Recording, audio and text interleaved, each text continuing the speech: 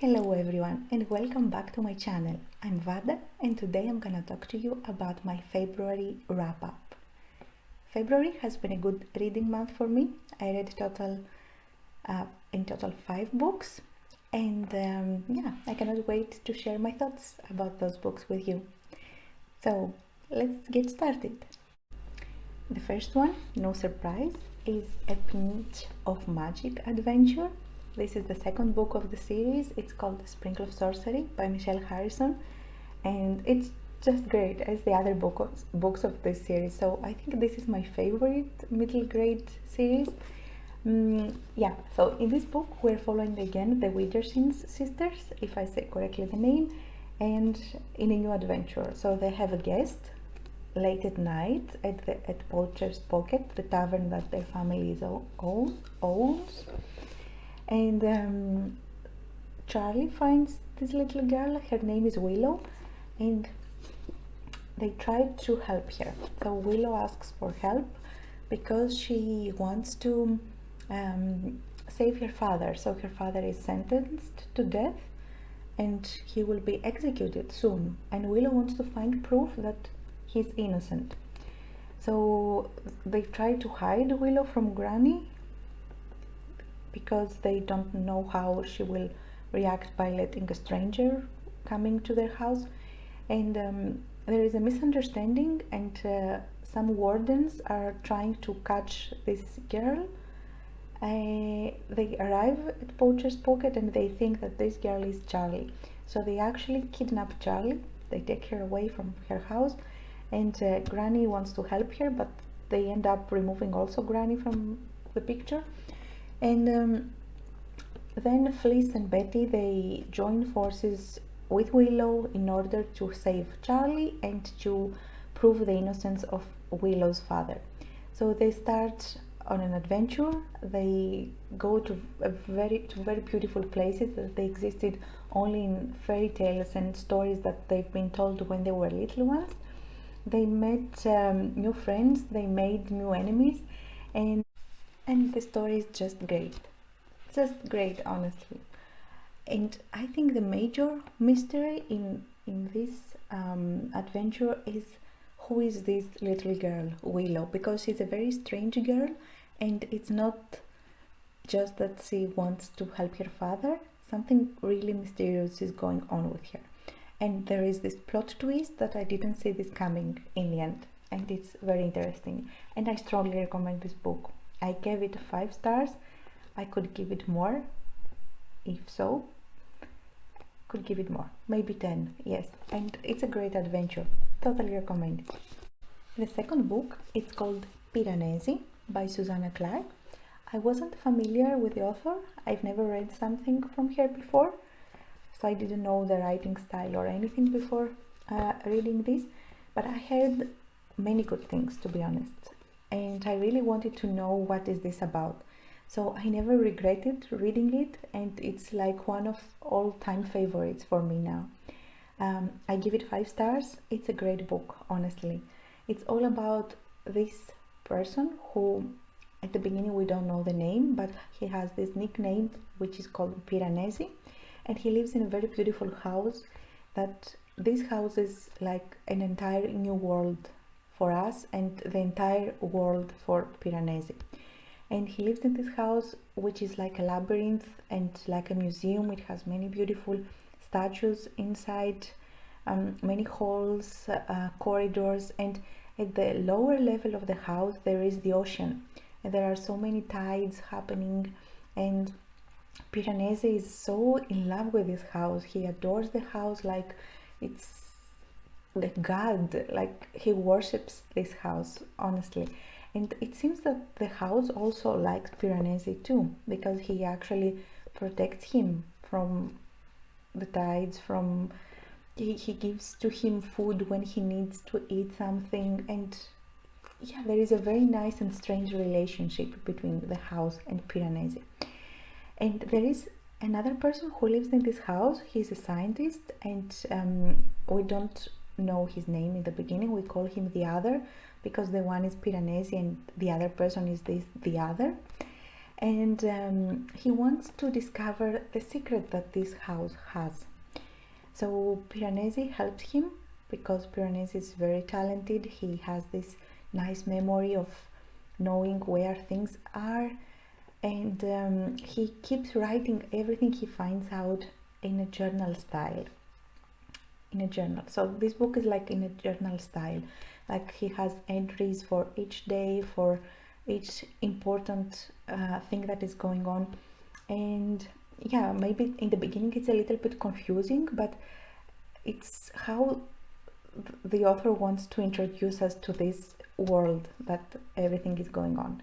I gave this book 5 stars. It was a great book. I would recommend it to everyone, and I will reread it for sure. I think it's one of my favorite books now, and now I'm even more eager to read more books from Susanna Clarke, because now I like how she writes stuff.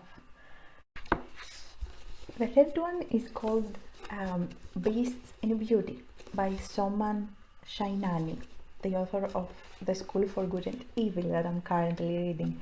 So these ones are retellings of famous stories, famous fairy tales that we all know, but they have different plot twists. Yes, they are told a little bit in a different way, more dark and more mysterious. So I love this book. I loved few of the stories, like really much.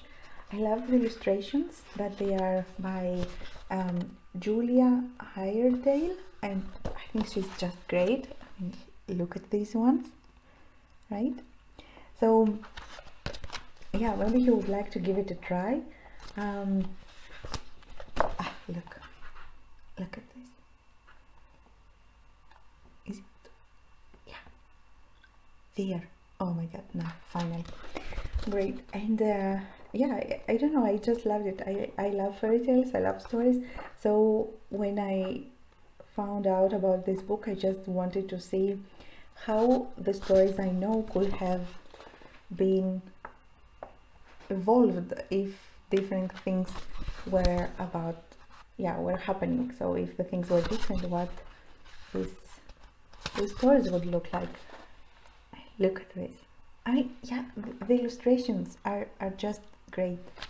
So maybe you would like to give it a try to have another point of view, to just read another point of view of this little story.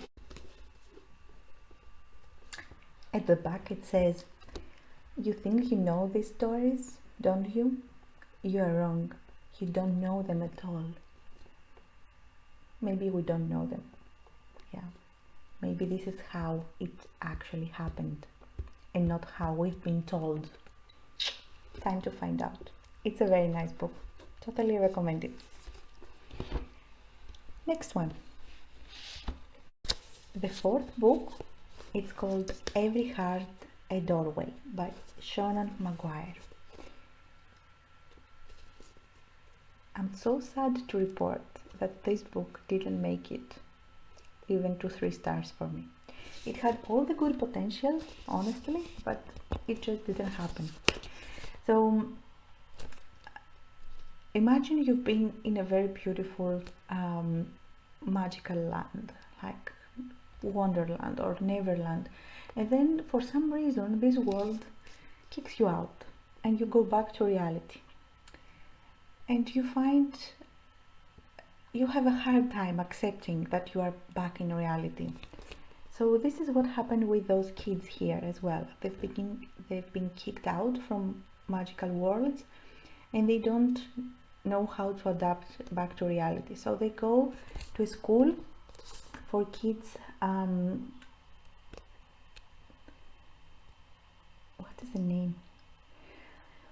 So there is a school that helps these children to adapt, and Eleanor West is the owner of this place. And I had hopes that kids would have the opportunity through this school to go back to the worlds that they want to. But somehow the story went darker, and I didn't see that coming. I was hoping that it would be more, you know, in a very light spirit and more funny maybe, and yeah, it just didn't happen. At some point people started to get murdered and children didn't have eyes anymore or hands, or so it became very very creepy for me.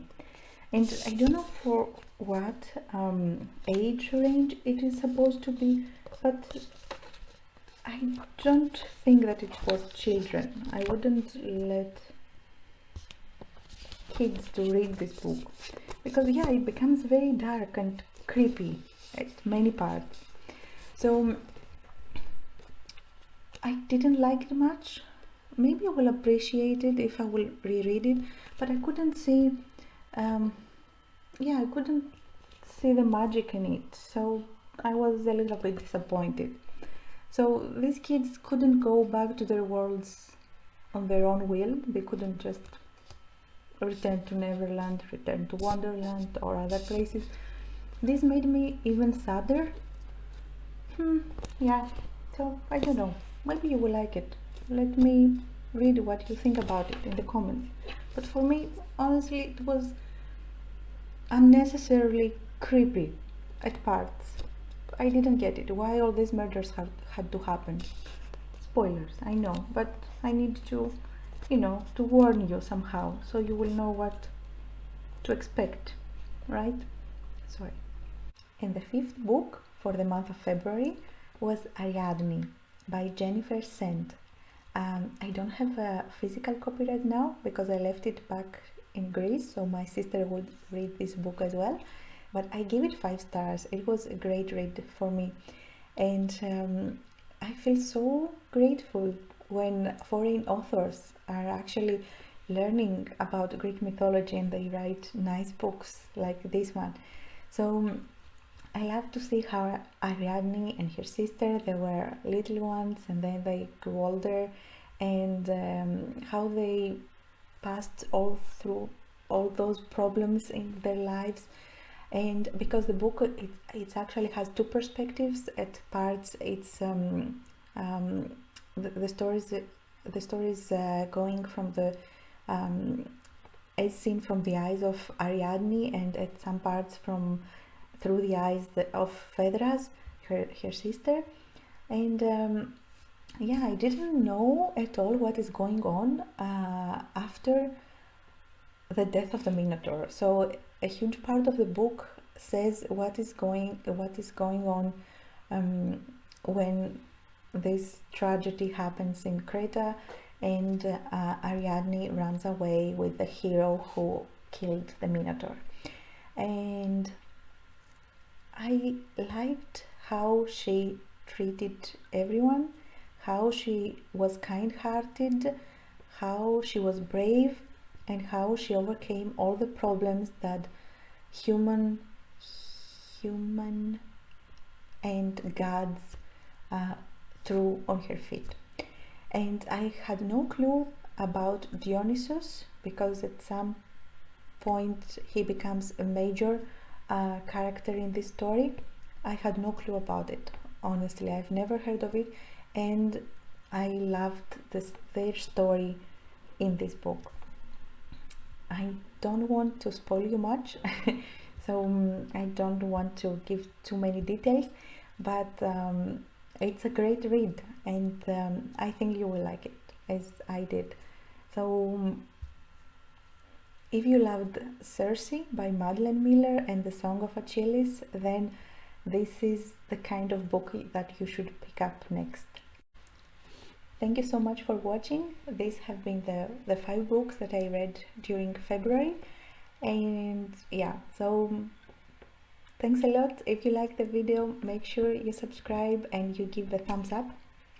And yeah, I would like to read your comments and what do you think about these books, if you have read some of them before. And yeah, well, from all of us here, from Ptolemy and Elsa and me, Vada, thanks a lot for watching. See you next time. Bye.